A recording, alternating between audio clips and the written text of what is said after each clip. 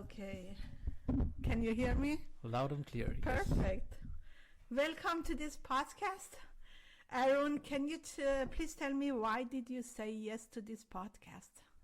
First of all, I like to talk to people. Yes.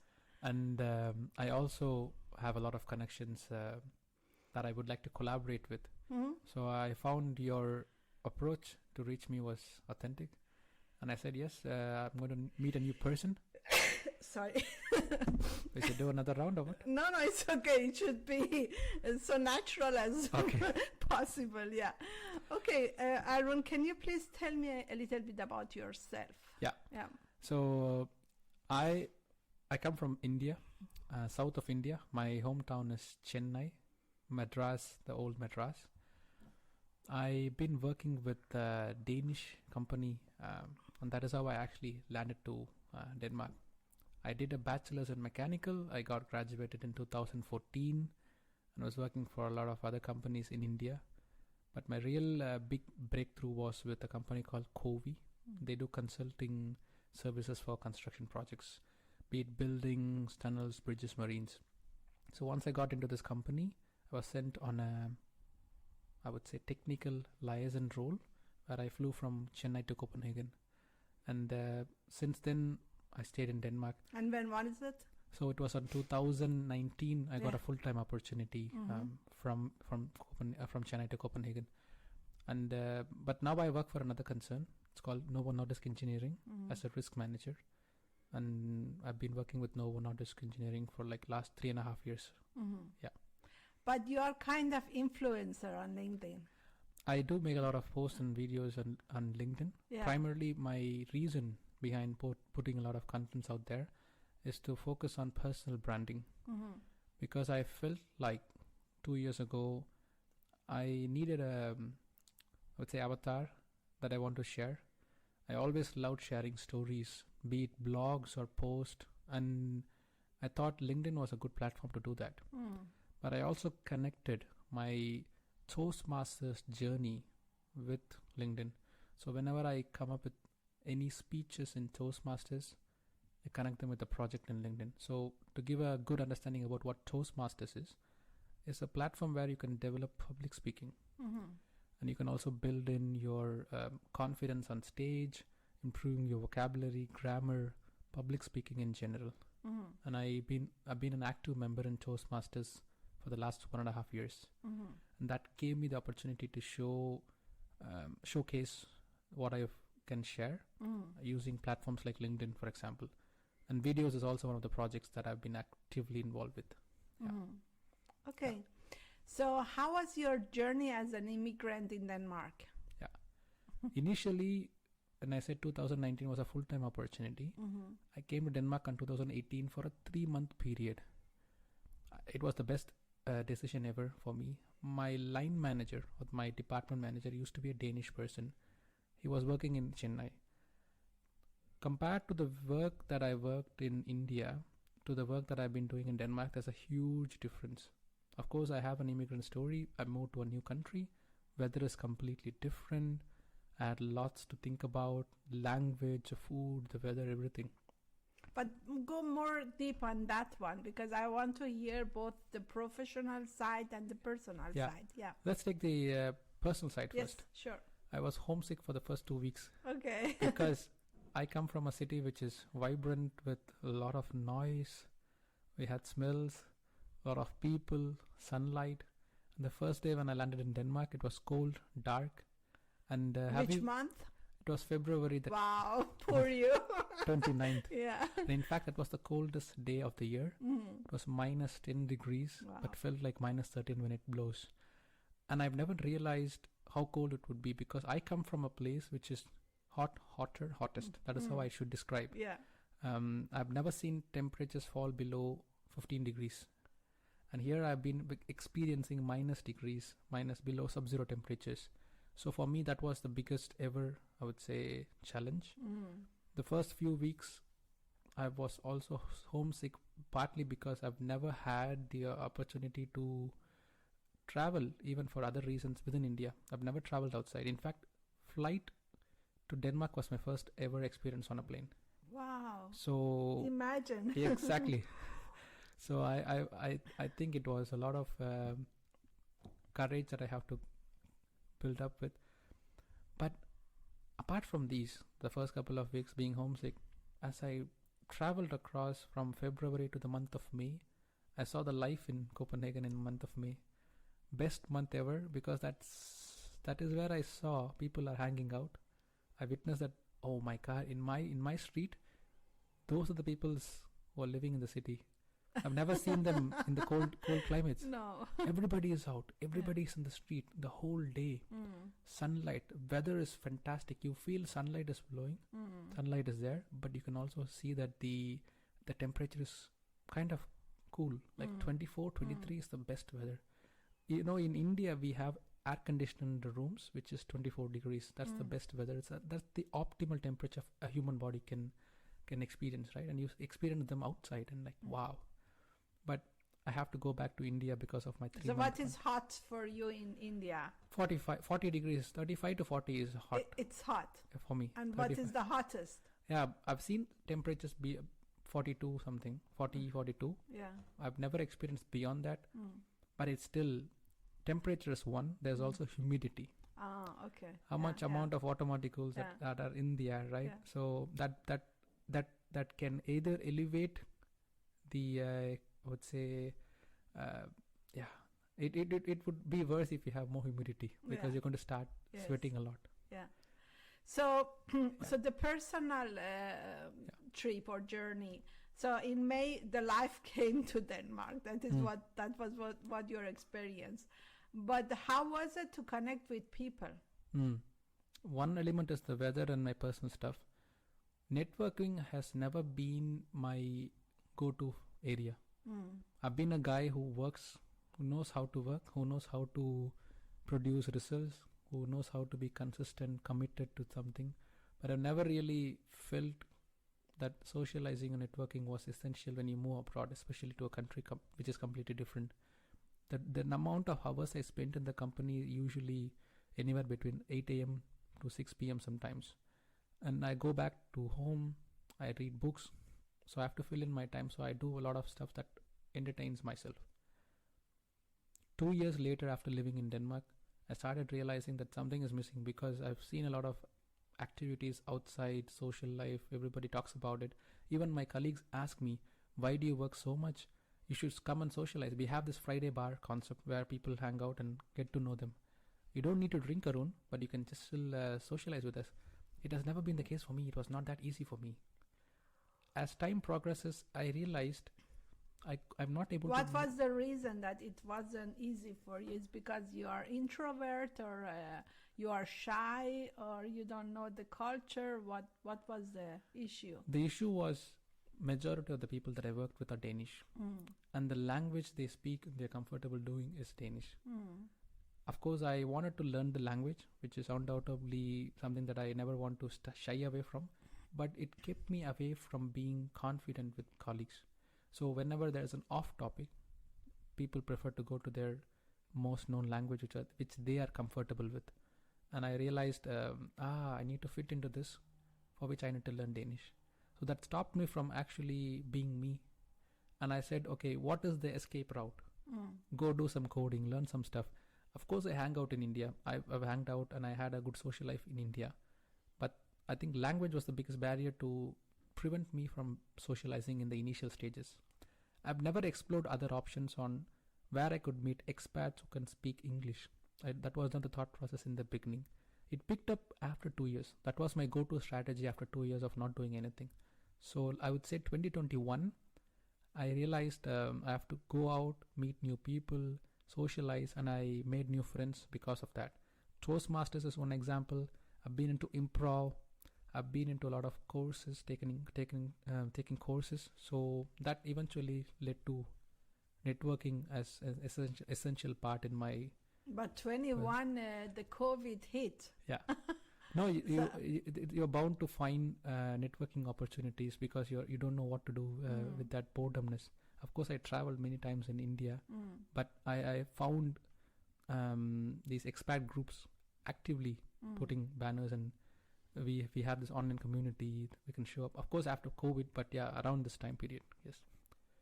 But I've been in workshops. I've been in what do you call them as tech clubs, technology clubs.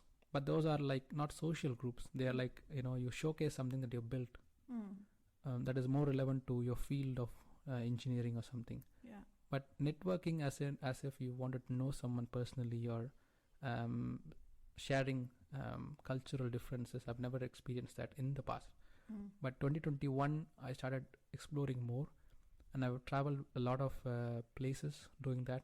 I made friends with Albo. I made friends group in Odense. I've been meeting people almost every weekend. I spend time with Toastmasters, and sometimes even some days, if I have time, I meet people. People DM me as well in LinkedIn. Whenever I make a post, I get direct messages seeking for advice, or seeking for suggestions, or seeking for help. So I used to prioritize this like half an hour a day or 1 hour a day, meeting new people, or also like getting to know their story. So that is how it started. Yeah.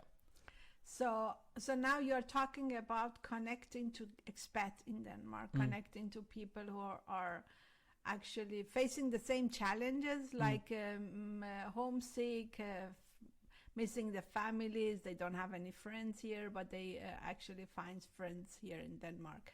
But how is your interaction with the colleague at the job now? Do you feel like that? Okay, now it's Friday. I want to connect with them. How is it? I have to admit that I am an extrovert, but I've never showed that extrovert side to many of the colleagues in the past. What is the reason? The reason is, I think culturally, I felt like maybe they are better. I just admitted that the local Danes are better than me. I've myself convinced that I'm maybe not enough to fit into the society, but as a personal side. But that is your own limited beliefs. My own limited beliefs in the past. Yeah. But I have to overcome that. When I meet people from India, when I meet people from different other cultures, I started exploring that element, and I started gaining that confidence that I can actually represent my own country, and I'm an ambassador from India who is representing my country, right, indirectly, and I have to like give up on those thoughts and come up and show and socialize. So that is where communication plays a huge role, because communication is the key driving factor behind anything that you do with networking or socializing. Because if it was my mother tongue, I wouldn't be even discussing about confidence on stage or confidence with public. It's more to do with English and Danish. But coming back to that point of what I felt like I need to upskill myself. So I did some homework on both language, be it learning Danish, a little Danish, and I also did some exams. They call it prøve i dansk 3. So I studied, was doing my homework, and whenever I wanted to engage to my Danish colleagues, I start pushing myself to write them in Danish, because even though if I make mistakes, and the colleagues will still be able to understand the context behind what I want to talk to them. So yeah. And in somehow you show actually interest and show respect that I have invested my future here in Denmark. That's why learning Danish, I take it like a high priority. This is the signal you send out when you do that. Yeah.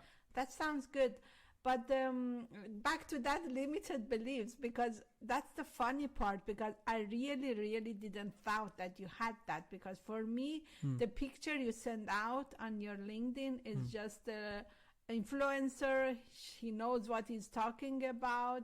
He's going ahead and face out to the people like your own people. This is the picture I got. I didn't have this feeling that you hide in a corner when it comes to the job, because you think, okay, my Danish is not good. That's why I don't want to interfere with Danes. I don't get the same feeling when I see your picture or engagement on LinkedIn. And yes, they prefer to speak Danish, but when you are talking about huge corporate like Covey and all these Novo Nordisk, the main language is English. So, and if 50 people are standing there and only one foreigner comes, people switch it to English because it comes easy for them. For Danish, it's easy to speak English. So what have you done with that limited beliefs at work? I think it has a lot to do with colleagues that you work with. And this is where the best part came out with. When I worked with Novo Nordisk Engineering, I found mentors. I call them as accountable partners. So the way I get out of this stigmatized notion is speak out to people. Just be open about what I lack and what I have to improve. And there will be definitely people willing to support, lend a hand. How do you discover is the challenge. But this is my strategy. I've been vocally giving people that I need to pass exam. I struggle with this. I write them as a blog. And you see outpouring messages coming back to me and say, hey, Arun, I'm willing to do this. I'm willing to help you pass the Danish exam. So once I wrote the blog internally in my company, I got DMs to my profile. I handpicked people from my company and I talked to them.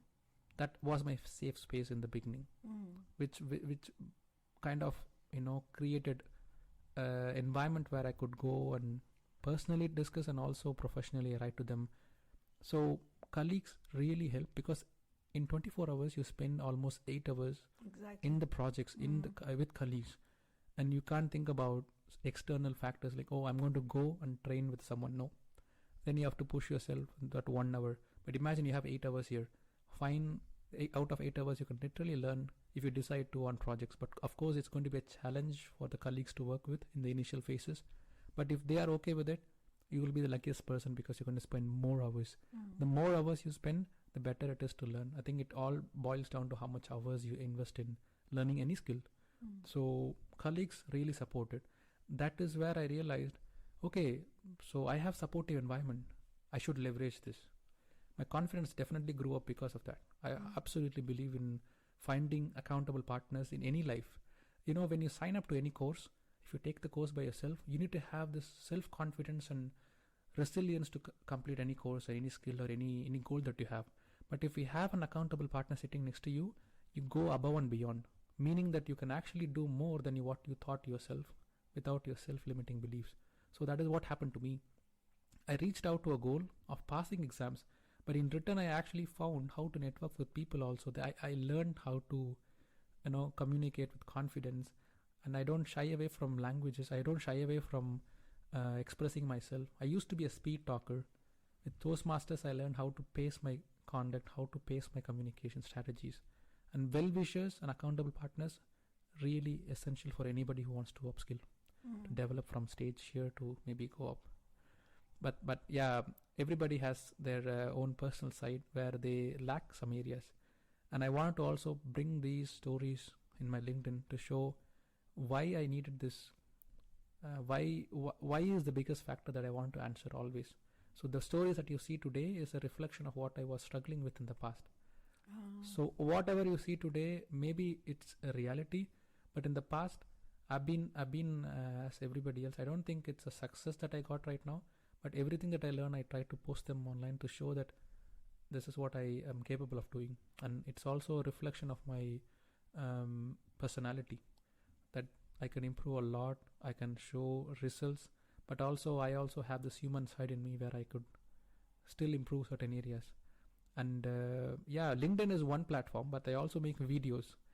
And I believe content creation is one of my biggest drivers for personal branding, because nowadays there's a lot of people who make contents to position themselves in the market. My challenge used to be that I did not communicate with purpose or context.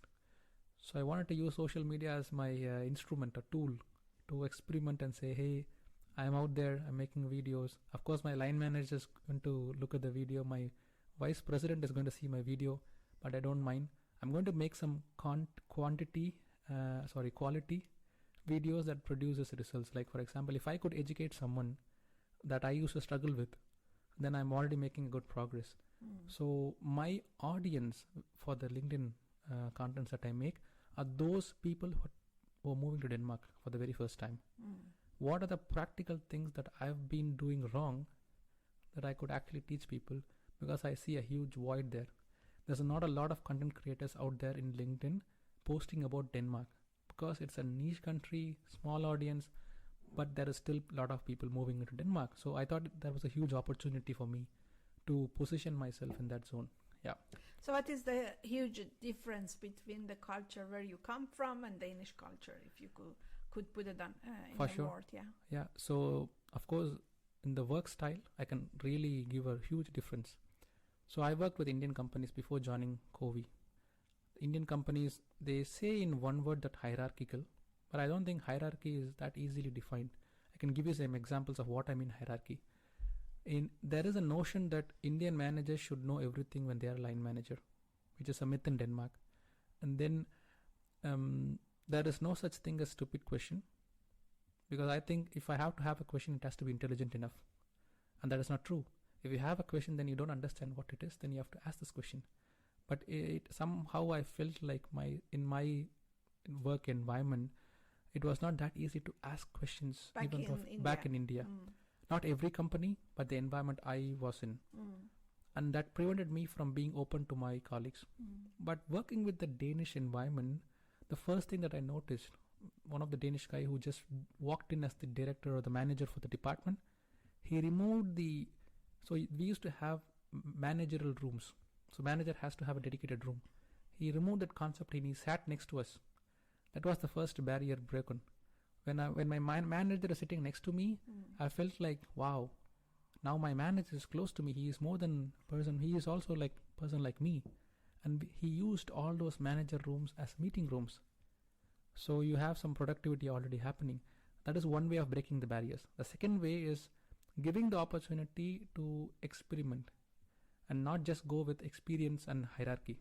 So in the company that I worked in India, Covey, we were given chances to work directly with Danish colleagues, because the manager thought that we communicated well enough that we could handle independently. So those are the things which I find really hard when I used to work with Indian companies, because it's not easy that you can get accountability or responsibility at the very young years in the profession. And I'm astonished to see these graduate consultants from Denmark. They travel all the way to India and they take leadership roles. Even today in Denmark, in the companies that I work for, young people, they take leadership roles because they feel, I don't have the experience, but I wanted to learn it. But I'm also open about asking questions. I'm curious about learning the skill, and they want to take more challenges. My mindset is that I'm a little inferior. I used to be a little inferior, that I don't know if I could fare well in this as a role. How much of a responsibility will it be if I have to take this role? Then I have to know everything. That is again a myth. So a lot of preconceived notions has been broken down, right from the thought process to how I work with colleagues, and calling their names is a huge difficulty for me. Yeah, it is. I never used to call my manager with his first name or second name, last name. It used to be sir as a salutation when you write mails. That has been a huge difference for me to, okay, hi Ebe, hi Martin. A huge sigh of relief. Yeah. This is actually what I experienced when I have had the privilege to work with lots of people from India and help them to find their job in Denmark. And the first thing when they call me is, hello, ma'am. And I say, I'm not ma'am, I'm Mojgan. And I can feel that. So we do it because of respect. Yes. And I understand that, of course, because that's the same environment I come from. I come from Iran, and they use sir, ma'am, and so on. And I can feel how difficult it is for them in the beginning to just say my name. And this is a force from my side, because I say, try it with me, because when you go to work, your manager is not a boss. Yeah. They are your manager, they are decision maker, but they are your colleague as well. Exactly. So you should just call them by name and so on. So what an amazing story you are telling, because you say that you have faced some obstacles, but you have actually passed those obstacles, and now you show the path to people with your background, that how they can success in Denmark.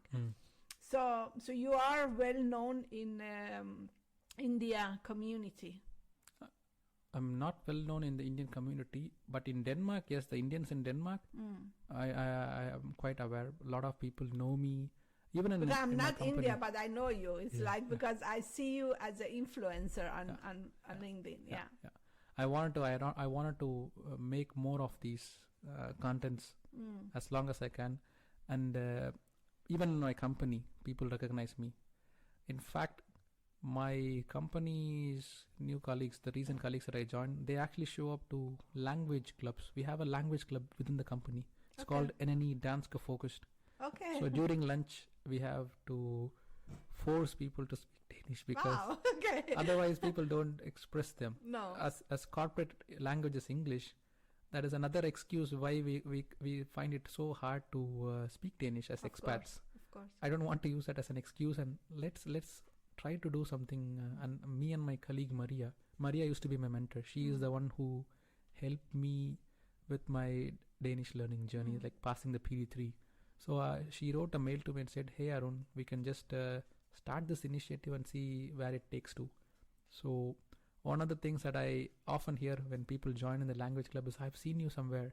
Yes, LinkedIn, and everybody points out to LinkedIn or content that I make for my company. So when I share something, it obviously boils down to my profile. When people see my profile, they know where I work. That leads to my company. So it's indirect way of knowing where I work and how I have been visible. Okay. Yeah, but LinkedIn has been an amazing journey. Not just professionally, but personally, I learned how to communicate with purpose. And there's also a lot of storytelling techniques that I learned in the process. I took a lot of courses. Of course, anything that I do, it has to be organized in a way that I also feel like sharing to people.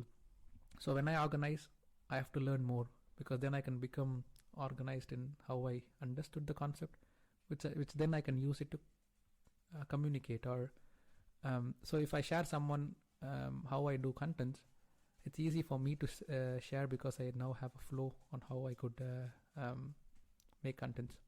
Do you know what I mean? Yeah. So I take a lot of notes. I have this iPad all the way. I always take notes whenever I find something interesting, and then that journaling becomes part of my hobby. So you can see today I'm writing lessons about Influensratsprøve. So Danske Demokrati. Yes. Yes. And then I do two versions. It's much faster if I read it in English, but then I also have to learn Danish and then use these keywords. For example, fatihjælp, fastbopel, China for, and then you have there's regeringsmagten, kongensmagt, folkeveld. There's a lot of words that I can't really use on a daily context, but then I use this note taking to know what does it mean in English, and then that helps me. So I can even easily share this to people in the future. If I'm done with the course, then I can use it to share to people, right? So is it for Danske Indfødsret? Yes. Wow. Yeah. The same strategy I used for medborgerskabsprøve. It's rather simple, because if you look... So now you're applying for Danish passport. I am trying to get the Influensratsprøve done and see how the future looks. But for now, it's important to finish this exam, because I'm living a single life, so which means that I have a lot of time to think about exams and learning, and I have a lot of hours with me. But when I have a family, it might be a challenge. And how do I allocate hours to learn? So, and my line manager is very supportive. So my line manager actually insisted me to join him, and then we want to study together. There's a lot of people willing to also chip in and study together. Again, accountable partners. What I love about your story is that you have also been because you are such a nice man, you have also been very lucky to meet the right Danish people to help you. Exactly. Because as a foreigner, it's so important that you meet some Danish people who really sees you as you are and help you towards your goal. And then when I look at back on my life, that whom I met from day one, if it wasn't because of them, I wouldn't be here, because it's because of their help, and I can just line in many names that help me towards this goal. So thanks to this line manager. What is this person's name? His name is Arun as well. Aruz? Arun. Arun. as well. His name is also Arun. Really? Yeah. Okay. I had several line managers. Yeah. I found other opportunities within the company. When you have a big company, if your CV is sellable within the company, then you're lucky. Okay. So I've traveled different paths within the company. I started as a engineering in Novo Nordisk engineering, and then I transitioned into BIM design, which is like digitalization of constructions, and then now I'm into risk management. So I had 3 different roles, managers, completely different disciplines, and so I don't burn bridges. So I have good communication with even today within the company, and it's a massive company, and we have a lot of other sub-disciplines. So and everybody had something that I could take away with. Be it Kent, who used to be my infrastructure manager, Bent was my structural manager, and Matthias, who was my BIM manager. They all had something that I could take away, and we had, even today we have good relationships. And my first manager is Ebbe Lin Carstensen. He was the one who was instrumental in sending me to Denmark. I still remember him, but now he's working in Norway as a vice president in COVI. And I take away these bits and pieces from people and put together and shape my career. So if you ask me if I'm successful enough, I would say it's a mix of these qualities that I handpick from people and inspired to use it for my own benefits and stuff. Yeah, but I inspire a lot of people. Yeah, that sounds great. Yeah. So did you face any challenges as a foreigner or misunderstanding between the culture you come from? And because I have many funny stories about both food experience and social experience because of the difference from my culture to Danish culture. Do you have such a... Yeah. First of all, the first day when I came to Denmark, there was a big canteen. I started eating with hands. I've never used to use fork and knife. The first experience ever, they were looking at me. All the colleagues who were around, they never knew me, but they know that this guy is using hands to eat food. And they were polite enough. They were not telling anything, but the way they looked at me, I was like little, let's say, why are they looking at me? I'm not that attractive in the company. For some reason, I'm getting a lot of attractive faces looking at me. And then my line manager was just opposite to me. Oh yeah, okay, you eat with hands. Okay, fine. But he was a really nice guy. Okay, I realized one of my other colleagues told me, Arun, sometimes people think it's impolite to eat with hands, or maybe they want to be nice with you, so they didn't tell you. But is it normal that you eat food with hands? Yes, it's part of our culture. Of course, we use spoons when we drink soup or something, but fork and knife is never the thing. And I started learning how to eat with fork and knife. Oh, okay. I broke a couple of porcelain plates, by the way, when doing an experiment with fork and knife. Yeah, I never tell this to a lot of people, but I did a lot of funny stuff with fork and knife. And trying to eat bread and salads in fork was the biggest ever challenge. Whenever I see salads in front of me, I was like, I don't want to take this. Let me go with the meat. It's easy to eat. So that was the biggest struggle initially. Yeah. The struggle that I faced apart from this stuff, there's also other struggles with language and fitting into the society, right? Everybody talks about fitting into culture. And I also experienced that. When you surround yourself with Danes speaking Danish to each other, then you feel like a little, let's say, outsider. And that is evident. But there are also nice people. I was really upset with people not, I would say, including me in some of the discussions, especially if it's a social activity, right? But I also found that COVI and NNE are big companies. So I started looking around outside my department, where a lot of people are actually having the same kind of experience. So that brought out into different other groups. So we had Indians in the group. We had Spanish people in the group. We had people from Norway. So that led to discovering a lot of other communities within the company. And some departments in COVI, Bridges International, they call it. It's completely full of internationals. They never experienced this kind of, I would say, language-based group. But that is not the right way, because if I want to start thinking that one point of time language is not going to help me out, then I'm missing out an important opportunity, which is integrating into the society. And I felt even if I struggle learning Danish, that is still appreciated and welcomed by Danish people. Because if you're coming to India, you're trying to speak my mother tongue, even if you don't know anything about my mother tongue Tamil, I would still appreciate it because of the effort that you're trying to put in. So I realized, even if I speak really bad Danish, if my colleagues are accepting me as who I am, then I think that is perfectly fine. I don't need to speak the best Danish ever. I don't want to be Khan Blixen. I want to be Arun who is trying to speak Danish, and that's it. But that acceptance took some time. I would say the first 2 years of struggle shouldn't define that it is always the same case. When you find the right people, as you pointed out, I've had opportunities to mingle with the right audiences, right colleagues. They accept me as with my broken Danish. So, and I prefer not to use Danish in meetings because then I still feel like I can't send the message out clearly. So I switch to English. But of course, the corporate context is English still. But I don't refrain away from talking in Danish whenever I have the chance to. And I initially start with Danish because then it sounds like I'm trying to push myself, even though I have an accent which is not the accent Shetlanders will use. I sometimes have issues with Jyske and Shetland accent, but the overall fun experiment for the last couple of years. Yeah.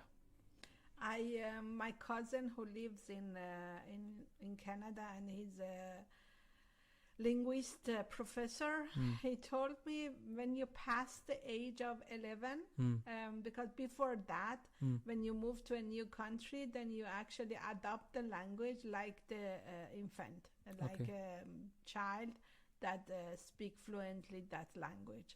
After you pass 11, this is his theoretical background. He says that after you pass 11, you somehow have some accent. You keep that accent, that it's like still not fluent, but coming from the culture you come from.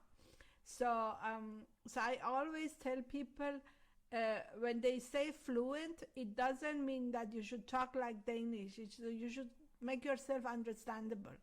So when you, I can give you an example. It was this beautiful Indian girl who got an interview in a Danish company, and he has been finished his Danish education, but he has never had an interview in Danish, never in her life. So when she was in my program, the only focus we had, it was about her mindset, to make her so strong that no matter what happened during that interview, she wouldn't lose herself. So the funny part here is that she's coming to this interview, it's job interview, and then the manager asks her, how's your Danish? And I have always told people, when they ask you how's your Danish, just shift to Danish and just say something in Danish. That in that way you show respect that I really want to learn this language. Yeah. So to make the story short, she switched to Danish, and suddenly they said, okay, we carry on in Danish. And she was saying, oh my God, I'm not ready for that. But she said, in that moment, I was thinking, I don't lose anything. So she just told them, it's okay, it's fine with me, but if I cannot answer in Danish, please bear with me that if I shifted to English. So she said, I was sitting in a whole hour and talking Danish, technical. Okay. And she managed that, and she got the job because she loved her about the personality that, yes, I really want this. So, and I do whatever it takes to get this job. And she got the job. Wow.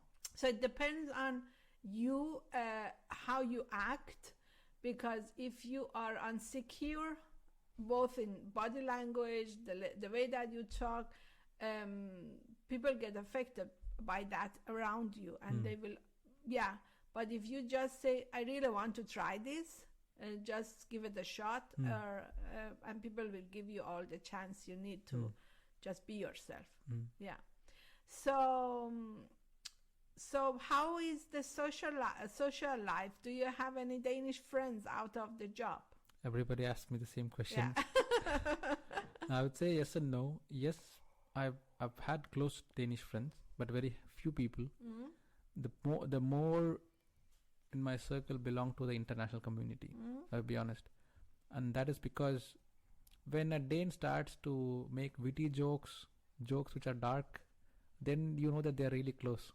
That level of confidence only few people are showing to me, because it's maybe because of the vibe But in majority of the connections that I have in LinkedIn or my company, we stay good friends on a social context, but then I don't necessarily hang out with them much.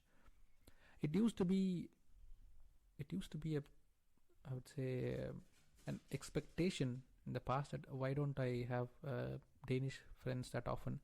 But now I feel like I don't really need specifically Danish friends to be my friends. I mean, I have a lot of other activities, and it's also like if you go to Copenhagen, you have a lot to do with international communities in general, and I felt like there's a lot to offer and being received from international community more than just the Danes society. So I shifted my focus towards focusing on that. But I have I would say limited number of Danish people that I am closely associated with events or getting away. I've been to Roskilde with a Danish friend. Roskilde Festival? Yeah. Okay. That was a really. I've been to this concert with when Dua Lipa came 2 years ago, I think. And so some of the Danes, they really recommend taking me out to certain areas. Like my first experience ever with a Danish. He is a colleague. He used to work with. He used to be a director of a discipline. He took me to his. I would say, back in the days when he used to be a DJ, and he took me to his house, and so that kind of a personal level, I've had connections with people, but it never meant that every summer that I hang out with these people. And I would say that my friends zone is limited to certain people, but I still hang out with a lot of other networking events in general. But I don't really struggle not having close Danish friends. Yeah. So have you had because you have what I can feel that you have had lots of nice experience here in Denmark, and now you have create a huge community around you, that supportive community. And have you had any challenges in Denmark? Okay, can you share that? Yeah. So, I mean, I come from India. There's also an impression the Danes have about Indians.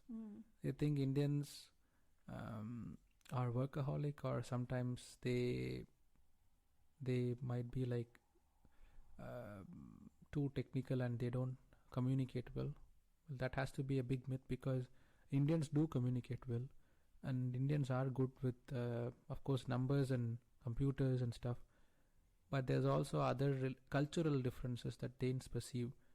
They think, at least the local Danes think, that Indians never challenge people. Like, they say yes to everything, and they never argue, and they don't challenge to a point, which I agree to an extent, because I've been growing up in an environment where my line manager or my superior is always right. Boss is always right. That used to be the mantra back in the days in India. And now I see a huge, I would say, difference, because I've seen people challenge, these young kids challenging managers. And back in India? No, in the Danish graduate consultant, they challenge managers and say, hey, babe, this is wrong. We have to change this. I don't agree with this. They actually agree and disagree with people, and then I go and ask them, how do you do this? Where do you get this from?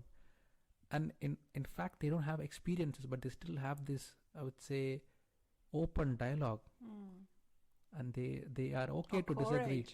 Courage to do that. So when you spend time with these people, you learn something that they can always offer. But the biggest myth is, we Indians have this myth, and that is white is always right, because it comes from the colonial mindset. When I grew up living in India, my father and mother may not be directly influenced with the Britishers or the colonies, but it feels like some form of superiority. That has broken down considerably now because of a lot of work that we do with abroad. So when I see Danish people work with me, the initial impression is he must know everything. Maybe that he doesn't know anything, but he has good communication skills. But I perceive him as superior already. I've labeled him as he is superior to me. That has changed a lot. Even from their mindset, they think they are no celebrity. But in India, we celebrate them for no reason. So that kind of, I would say, gap was always there. So if you go even today, if Danes travel to India, people actually ask for a selfie. They do? They do. Okay. And that comes from the mindset of being superior. But Danes never behave that way. It's completely opposite. But the point is, they feel privileged to take a picture so they can actually share with their relatives. That's how it used to be. But on the other hand, I also felt like in the initial days, my manager has to send something so I can work on any project. My challenge was, in Denmark, nobody gives you an order. Nobody micromanages you. If they give an assignment, they expect you to come up with a plan on how do you want to perceive. They expect you to ask questions. They expect you to basically involve more. You will be the accountable person and nobody will be following you. Of course, they expect you to deliver, but they don't come back to you every single day and ask you for status, which was a huge challenge. I was expecting that because I used to be in that environment. So when my manager is not giving me every day alarm or what is happening, I felt like is he even involved in the project? So my manager has to call me in for a meeting and say, hey Arun, if I give you a task, I trust you. So the word trust means that I'm giving you the responsibility, the accountability that you could deliver. If you have questions, reach out, and there is no stupid question. When you don't understand, you have to ask questions. Otherwise, I thought or I think that you understand. So communication again plays a huge role. So there's a lot of cultural, I would say, cultural understanding that was a huge void. There was a huge void with cultural, I received a lot of training both with COVI and also in NNE on how Indians communicate and how Danish communicate and how do we work around with these differences that we have. I think big companies, they actually have a strategy on how to onboard people from other cultures. But apart from that, I believe the golden nuggets that I take away from these work environments is that your manager shouldn't always necessarily be knowing everything. You can challenge your managers. If you have a good idea, present it, and always ask for help. Ask questions when you need it. And then when you wanted to know anybody on a personal level, you just go and have a cup of coffee or beer is I think as an optional thing, but I'm just telling, just socialize with them, ask them for help, and they will be happy to help.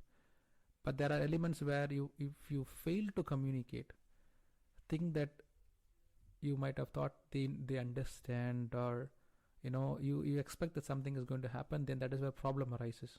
So in any situation, I think communication has to be very open and having a trust. The challenge was, to answer your question, micromanagement was an expectation. I have to be given some task to do, and I was expecting it. But now things are opposite here. And when people are giving me more responsibility, I have to give that opportunity and take it and attempt to experiment it. But Exactly. but it comes with a lot of experience as well. When you work with different people, I work with different managers within Denmark and also in Denmark and India, so I could easily differentiate what is good from each other. Of course, Indian managers are also good in terms of delivery. Indian managers are really good with delivery and operations. Danish managers have a lot to do with empathy. They do their job as establishing a good relationship with the employees. But an Indian manager knows the technicality of how to get things done from an Indian guy. So they know they can even sometimes help the employee, because not to be rude to the people, they wanted to get things done. And the Danish managers, they think if you don't do it, come tomorrow and work on it. They are not operational minded. I could say they are empathy minded. They care more on maintaining the employer relationship more. But that is the new culture, that's the new culture, because nowadays they say that the most important values a leader should have, leadership, if you are talking about leadership, is empathy. But back in time, if you go just 10 years back or something like that, it was no positive line, everything that it was about delivery. Okay. So things has changed a lot in Denmark, because I have been a hiring manager years back. Okay. And back in time, when I talked about empathy, when I talked about employee satisfaction, all these things, people looked very different to me. That, hey, come on, we have some customers we have to make happy, so it's about delivery and delivery. It's funny when you send podcasts at home, dogs they're running around and you can just hear them in background. So that is that's the positive or funny things about sending from home. So now we have had so much focus on you at work and the community you have created for yourself. It's more expats. Because I have started this journey as telling people's story to just make it more open to talk about it, because there are so many good things happening by making Denmark more international, and there are some challenges. That's why we are talking about that and make it more open to people hear about from your side, not from white people's side, but from our side, that how is it to be an immigrant in Denmark. So if you should give some advices to newcomer to Denmark, that what should they have focus on to not experience the struggle you and me have had in the beginning, what would it be? So I think the easiest part is if they want to stay longer, let's say they have a job contract for 2 years or 3 years and they don't know exactly what they are sure about, I think language shouldn't be their first priority. But language really helps, because when you want to know a culture, you start with the language. When you understand the language, you kind of understand the culture better. And before even coming to the country, there's a lot of things that you can download for free. Duolingo is an app that really comes handy to know basic phrases. So language is my first thing as a newcomer. And as soon as you step outside Denmark, maybe it is not relevant enough. But when you're coming to Denmark, language plays a vital role in your identity. And then, since the Danish government is, I would say, making rules about employment, there's a lot of debate going on how the job situations are. It's very important to know that flexicurity plays a huge role in Denmark. So you can usually be hired, but at the same time people can also be fired. So establishing a good relationship with networking or finding mentors or finding a lot of these help groups, social help groups, plays a huge role. As soon as you establish your connections with LinkedIn forums or meetup groups, it helps you establish a coffee meeting to another potential manager or something, so you don't get lost out when you're getting fired or something. So before you come out to Denmark, language will be helpful. As soon as you land in Denmark for the couple of years, meeting up people, getting to know, there's a lot of things happening in Toastmasters as well, because Toastmasters not just elevates your social presence or communication skills, it's also giving the opportunity to network with people from different walks of life. I have connections with people from the embassy, people from finance, people from legal, people from public speaking forum. There's also people from legal side like that I communicate with. So you touch upon different areas and then you establish a better relationship with them after Toastmasters. And so social groups, language is my key takeaway that I would like to present to anybody. And there is a lot of open forums within Facebook. There's also LinkedIn network groups within LinkedIn. And it's a small country, but a lot of expats live. So it is easy to find another expat within Copenhagen or even in Aarhus or Odense. So that should be easy, in my opinion. Yeah. How do you tackle those dark jokes from Danish? Sarcasm? You mean the sarcasm? Yeah. in the beginning, it is so difficult. For me, if a guy makes sarcastic jokes, I felt like he is directly pointing out to me, or racist, rude sometimes. Yeah. But I don't think he is meaning that way, because I feel he is that easy enough to actually gel with me. There are people who are reserved, who doesn't make jokes about me. Those are the people I don't really go well with. But when people make jokes about me or sarcastic jokes that they're voluntarily playing with me, you like it. I in the beginning, no, I can't get it. I didn't get it was a joke. Can you come with an example? So, for example, maybe a racist joke, but I think no, it's not a racist joke. But I said, "Oh, you guys are taking away our jobs now." Maybe true, I don't know, but I felt like he sees the public news and he feels like there's a lot of migrants coming in from India, especially in tech jobs, and then they're replaced by locals.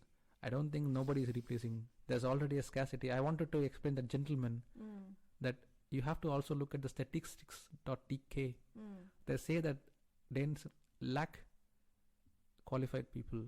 They are actually expecting other European nations to support certain functions, and that is when they realize it's even hard for finding jobs within Europe. So they're trying to find people outside European, and that is where India comes in picture, right? So the thing that I really enjoy talking to is people who traveled outside Denmark. Those Danes who traveled outside, they respect locals, the internationals.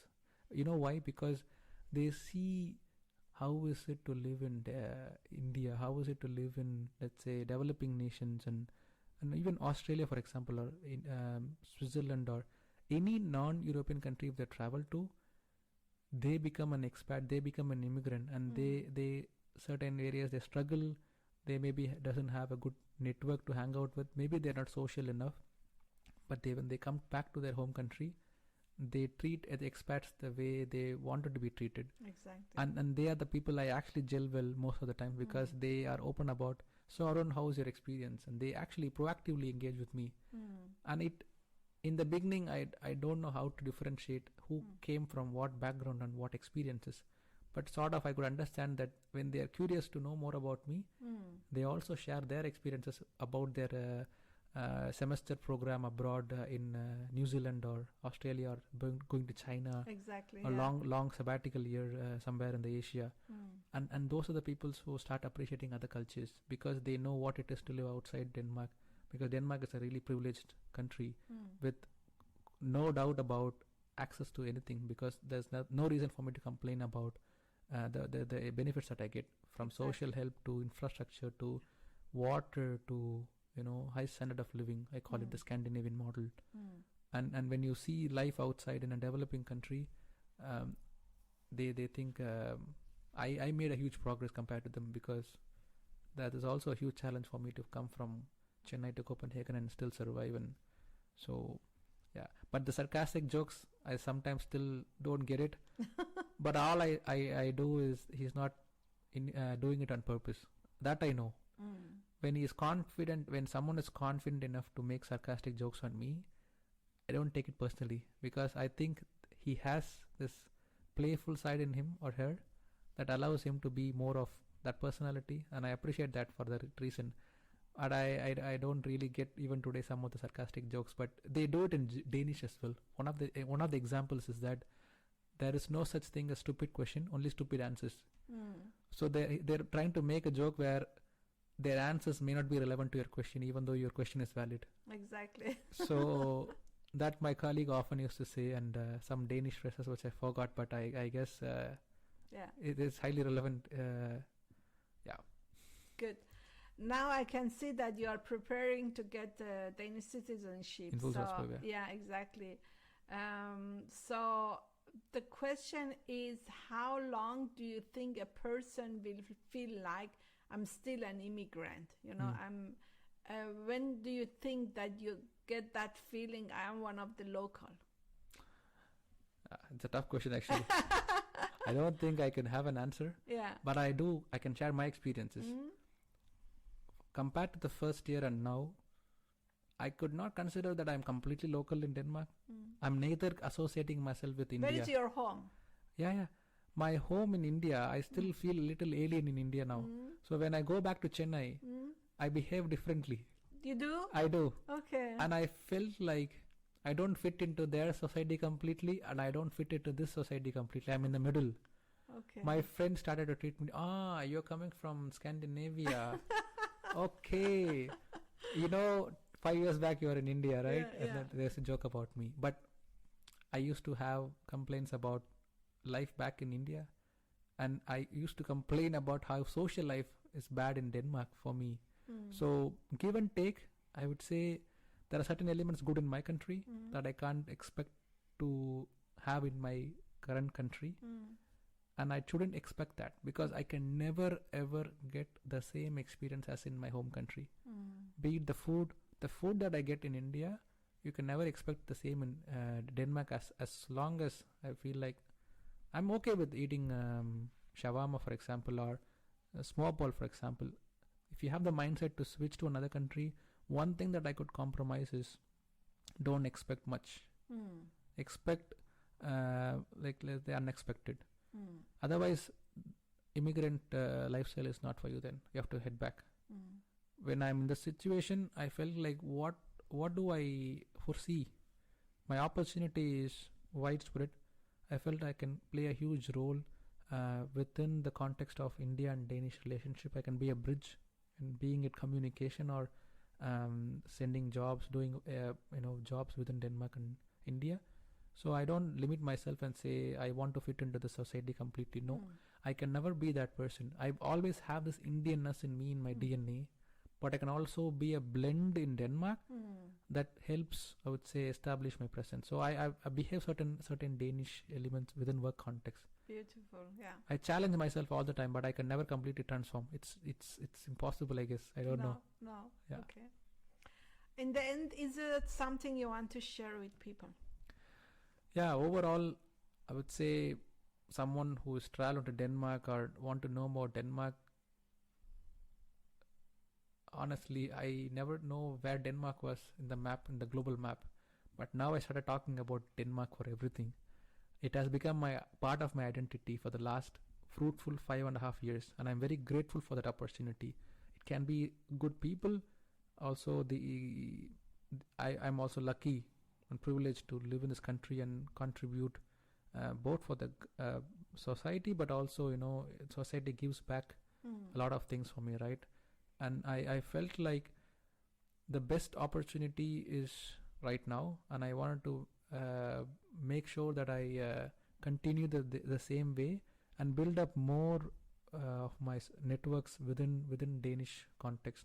And I wanted to be that 1% of content creators in Denmark. That is my, I would say, short-term goal, to be seen as a content creator in Danish, within Danish audiences, and have more, I would say, networks within my job, and also as an expat. Yeah.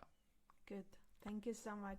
Well, I come from a very bookish family, so my knowledge about Denmark, of course, it was Hans Christian Andersen. Okay. I'm brought up with all his stories. It's so beautiful stories, and Danish cookies. Oh yeah. We had a big shop that they actually made Danish cookies in the city I come from. So and which city you come from? Mashhad. Mashhad is the second biggest city in Iran. After Tehran. Is northeast, close to Afghanistan. Okay. 300 kilometers from Afghanistan. So it was a privilege to have you on this small studio. Lovely story, beautiful story you told people, very inspiring. And best of luck with your content creation. Yeah. Thank you so much, Mosh Khan, for having me. Thank you. And I feel like I wanted to also do something similar to what you're doing with the podcast, because of course, it's also like we don't know each other, and this became a good opportunity to talk to. Yeah. And we did not have anything prepared, so it's completely, I would say, unscripted, which is fantastic. Exactly. It's really good. Yeah. And the way you're working with inviting people is like so professional as well, because I see a lot of because in the effort. beginning I made some question, and then I was thinking, no, it's not natural. So I just want to invite people, and if they have something in their heart, they can just explain. Of course, I ask some question once a while, but it's most important, what do you want to tell people? So that's it. Thank you so much. Thank you. My pleasure. Okay, we forgot that you want to actually sing for people, so please do that. Just a disclaimer. Yeah. I don't want to hurt anyone's feelings with my song, or don't want to change anyone's mood as well, but I love singing songs. I'm a professional bathroom singer. Are you? Okay, so please. So, okay. The scene is yours. Yeah. There's a fire starting in my heart, reaching a fever pitch, and it's bringing me out at dark. Finally, I've been seeing you crystal clear. Go ahead and tell me out, and I lay your ship bare. That was a But good this one. is Adele's song. But you should take us back to India. Take it back to India, yeah. So this is my favorite song. Yeah. எதுக்காக கிட்ட வந்தாலோ எதை தேடி விட்டு போனாலோ இருந்தாலும் நான் உடஞ்சே போயிருந்தாலும் என் நினைவிருந்தாலே போதும் நிமிர்ந்திடுவேனே நான் அடக்காதல் என்பது மாயவலை சிக்காமல் போனவன் யாரும் இல்லை சிதையாமல் வாழும் வாழ்க்கையே தேவையில்லை என்னை மாற்றும் காதலே உன்னை மாற்றும் காதலே எதையும் மாற்றும் காதலே காதலே. That's it. Wow. Beautiful. Beautiful. Thank you so much.